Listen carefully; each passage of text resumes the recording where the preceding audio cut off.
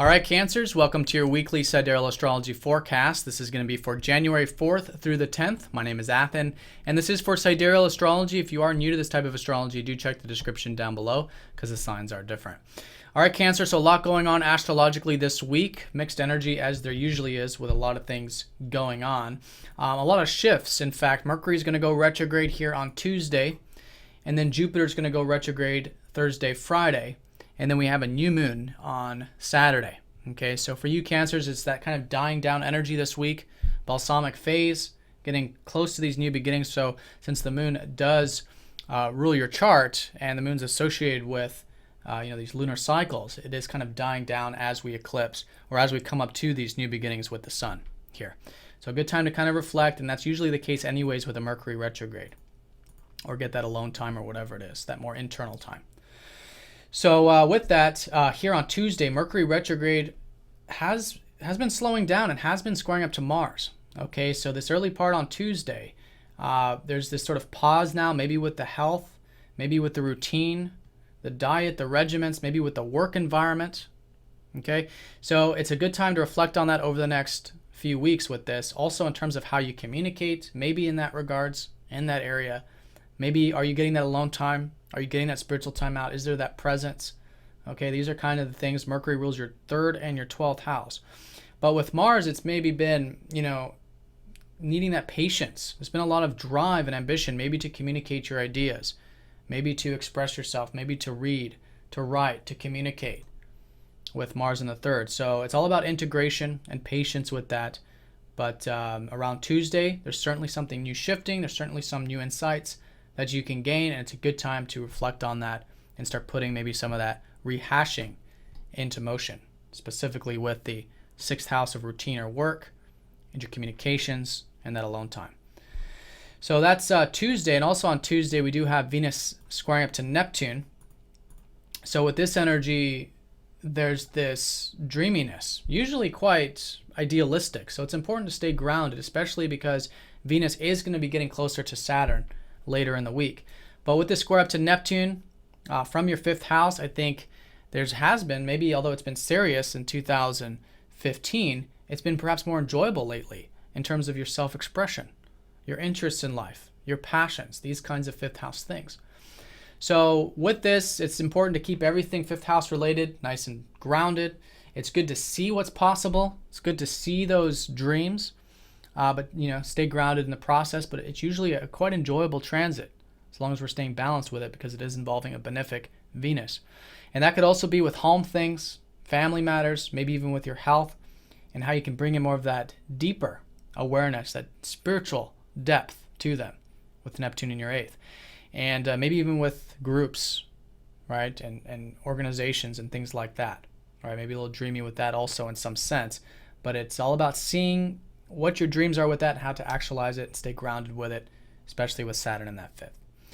So that's going to be the early part, and then as the middle of the week unfolds, the sun goes over Pluto and then squares up to Uranus, which is going to be a big, important factor of this new moon, because the new moon will be very close to that square. So as we approach that new moon, the sun going over Pluto, there could be transformations and change with your routine, with the work in some sense. Okay, maybe even with the financial material stuff or with your values this week. It's important to be open to change in those areas. But the sun usually does illuminate. Nothing really affects the sun too much.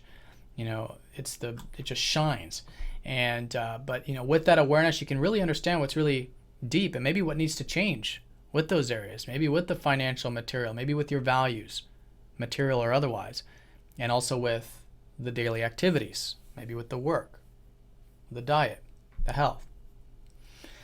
So that's going to be very important, and that square up to Uranus is suggesting this freedom on your life path. It's been so important for you to expand your horizons, whether it's philosophically, whether it's quite literally, and that's been a source of freedom for you. But it's all about integration. How can you integrate these more exciting possibilities with the daily stuff? And if you can find that, which is certainly possible because it's forming an aspect, that's this whole integration. It's been that whole integration for the past few years with that, but now more new beginnings. With how you can have that excitement and freedom and seeing what's possible into that those daily activities, that daily routine, whatever it is you do on a regular basis. So that's approaching that new moon. And then also on Friday, approaching that, the sun will be sextiling up to Chiron, which is quite healing. And Jupiter is going to be going retrograde.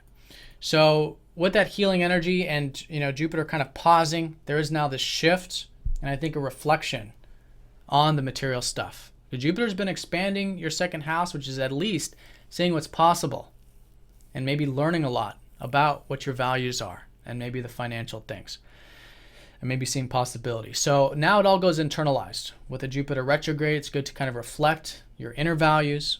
All right, how can you rehash, redo maybe the pocketbook, things like that. And also maybe the routine and what's possible. Jupiter rules both of these areas that are being squared up this week, both your 6th house of routine and that 9th house of what's possible. So it's a good time to reflect on a lot of that. And I think there's a lot of shifts happening there. And this is an exciting, time with that, because the North Node is going to be conjoining up to Jupiter this later part of the week, going into the rest of January. And that North Node's going into your 2nd. So now for the next 2 years, you've got this life path really supporting you to get that financial nest egg, to get that financial or material security, to learn more about your values in life, and how to enjoy the simple pleasures and have gratitude in life. So Jupiter expands this, and I think there certainly is some wisdom coming in regards to our life path going into next week as well. So a lot of wisdom, and I think it's all involving maybe how you've been, learning more about communications and exchanges lately over the past 2.5 years, maybe putting more energy into that, improving that communication sphere, but now taking that into your values and how can you expand upon and improve those areas as well, learn more about them.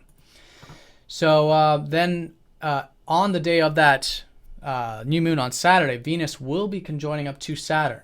So like I said, there's been this seriousness and importance for you to really ground your interests, how to make your interests long term, how to express yourself in a mature, grounded, responsible way with Saturn there. But Venus can kind of lighten that up a little bit. And in terms of your home and family stuff, taking that seriously this later part of the week, as well as any types of ideals or group stuff. And then on Saturday, that new moon is going to be very close to that Pluto in that 6th house. So a lot of new beginnings now, maybe with your work, maybe with your diet, your regiments, your crafts, and being open to change there. This whole week, I think, is very important, as well as, again, how to bring in more of what's possible in life with Uranus there. That can be very freeing as well. All right, Cancer, so have a great week. Thanks for watching, and I'll see you guys all next time.